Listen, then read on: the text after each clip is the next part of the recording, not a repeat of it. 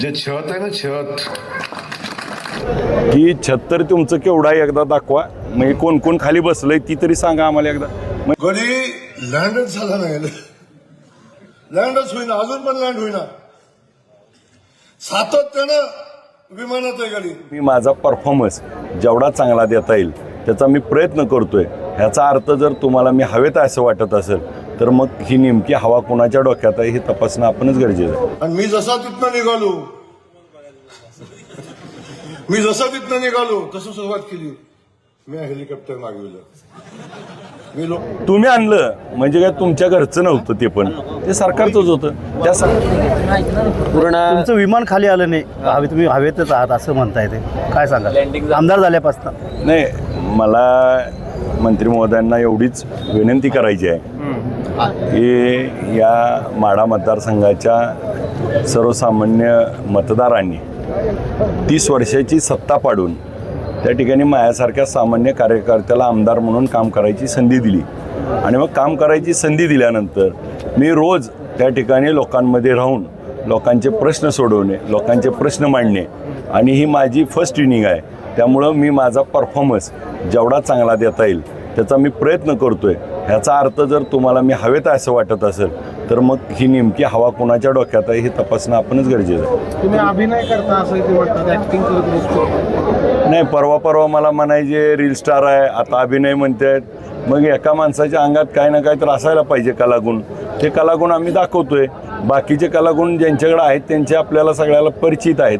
माझे आपले चांगले गुण सगळ्या समोर येत आहेत. पुरातली माणसं अडकलेली माणसं काढायला हेलिकॉप्टर मी बोलवलं, पण हेलिकॉप्टर गेल्यावर ही गाडी म्हणतोय की मीच बोलवलं असा प्रचार करतोय. नाही, माझी पालकमंत्री महोदयांना एवढीच विनंती आहे की माढा तालुक्यात काय चाललंय ह्याची कल्पनाच मी वेळोवेळी आपल्याला देत होतो. तहसीलदार असतील, प्रांत असतील, कलेक्टर असतील, मी सातत्यानं 10 दिवस तिथं राहून होतो. आणि मग हेलिकॉप्टर मागवलं पाहिजे ही त्या ठिकाणी आम्ही तुमच्याकडेच मागणी करणार पालकमंत्री म्हणून.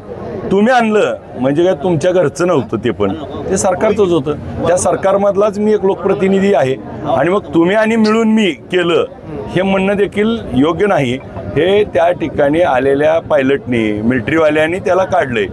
त्यांचे जीव वाचवण्यासाठी संदेश देणं, माझ्या मतदारसंघात असलेला प्रश्न मांडण्यासाठी मला लोकांनी लोकप्रतिनिधी केलंय. मी माझं लोकप्रतिनिधी म्हणून मी तुमच्याकडे प्रश्न मांडला. तुम्ही हेलिकॉप्टर आणलं का कुणी आणलं याच्यापेक्षा ते जे जीव वाचले हे महत्वाचं आहे. मी श्रेय घ्यायच्या भानगडीत पडत नाही, आपण तरी का पडताय? भाषणामध्ये तुम्ही मगाशी म्हणला की भाजपचा झेंडा जिल्हा परिषदेवर येईल असं म्हणतायत. कोण अध्यक्ष होईल जिल्हा परिषद? आपल्याला 9 तारखेला नक्की लक्षात येईल. राष्ट्रवादी होईल, दोन्ही राष्ट्रवादी. 100%. मगाशी भाषणामध्ये तुम्ही म्हणला की भावी आमदार आहेत पंढरपूर मंगळवाड्याचे वगैरे. दादा तुमचं काय ठरलंय जोरात असं दिसतंय, तसं राहणार का सगळं? तुमच्या सगळ्या मनात असलं तर राहील. आबा सगळ्यांचे आहेत, त्यामुळे एक हे असं सगळं म्हणजे पालकमंत्र्यांचं मत आहे की ते आबा सगळ्यांचे आहेत असं त्यांच्याकडून वारंवार येतं. मग सगळेजण एकदा बोकंडी बसले तर काय होईल असं आमदार आवताडे म्हणतात, काय सांगू शकाल? नाही, सगळ्यात महत्त्वाचं मला त्यानिमित्ताने एवढंच सांगायचं, मला या महाराष्ट्राच्या विधानसभेचा सदस्य म्हणून निवडून दिले लोकांनी, माझ्या मतदारसंघातल्या लोकांनी. माझ्या कामासाठी मी सगळ्याला भेटणं आणि माझा स्वभावानुसार मी सगळ्याशी चांगले रिलेशन ठेवणं हा त्यातला भाग आहे. आता समाधान दादा जे बोलतायत तुम्हाला त्यांचा अर्धांडपणा माहीत आहे, त्यामुळे त्यांच्या भाषा, त्यांचे संस्कार या पालनातनं ओळखू येतात. पालकमंत्री म्हणतात छत काढलं तर काय होईल? आधी तुम्हाला म्हणले होते, काल मोहिते पाटलांना म्हणले, नक्की काय येईल? नाही, माझी विनंती पालकमंत्री महोदयांना एवढीच आहे की छत तर तुमचं केवढा आहे एकदा दाखवा. म्हणजे कोण कोण खाली बसलंय ती तरी सांगा आम्हाला एकदा. म्हणजे कुणाच्यावरचं कोणतं निघणार आहे ते कळेल आम्हाला थोडं. संग्राम गायकवाड तुमच्या स्टेजवर आलेत, काय पाठदळवाही झाले का? नाही, संग्रामदादा गायकवाड आमचे सहकारी, जे चळवळीत काम करणारा नेता म्हणून त्या ठिकाणी सर्वसामान्यांमध्ये स्वतःची ओळख निर्माण वेगळी करणारा त्या ठिकाणी एक आमचा सहकारी. त्याला पुढच्या काळामध्ये आम्ही संधी देऊ आणि त्या संधीचं ते देखील सोनं करतील. आणि या निवडणुकीमध्ये ज्याचा दुफळीचा फायदा समोरच्याला होऊ नये एवढा मनाचा मोठेपणा दाखवून त्यांनी आमच्या विनंतीला त्या ठिकाणी मान्यता दिली. त्याबद्दल आम्ही त्यांचे सर्वांच्या वतीनं त्या ठिकाणी मनपूर्वक आभार मानतो. शक्तीपीठ फायदाही झाला आहे म्हणून तर आज तुम्ही प्रश्न विचारायला लागलाय ना. शक्तीपीठ महामार्गासंदर्भात माझं आणि मुख्यमंत्र्यांचं बोलणं आमदार अभिजित पाटलांनी ऐकलं आणि ते म्हणून ते श्रेय करतात. शक्तीपीठ आणला. प्रत्यक्षात तसं काही परिस्थिती नाही आहे. नाही माझं हे सर्व या- मुख्यमंत्र्यांचं श्रेय आहे शक्तीपीठ इकडनं वळवायचं असं नाही, पालकमंत्री- आमचं म्हणणं काय आहे, मुख्यमंत्री महोदयांनी याबाबत विधानसभेतच जाहीर सांगितलंय.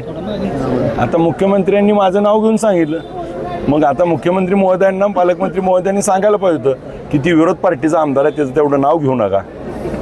आता एका संविधानिक पदावर तुम्ही पण आहात, पालकमंत्री पण आहेत, पण ज्या पद्धतीनं काल विखारी तुमच्यावर टीका केली पालकमंत्र्यांनी, याला उत्तर तुम्ही काय द्याल? नाही, आमची विनंती पालकमंत्री महोदयांना एवढीच आहे की मत नाही निधी नाही हे म्हणणं विश्वरत्न भारतरत्न बाबासाहेब आंबेडकरांनी दिलेल्या घटनेला पूरक नाही. आपण आमिष दाखवून मतदान घेणं हे देखील आपल्या घटनेला मान्य नाही. ही लोकांसाठी चालवलेली लोकशाही आहे. या लोकशाहीचा अनादर करू नये एवढीच यांना विनंती आहे.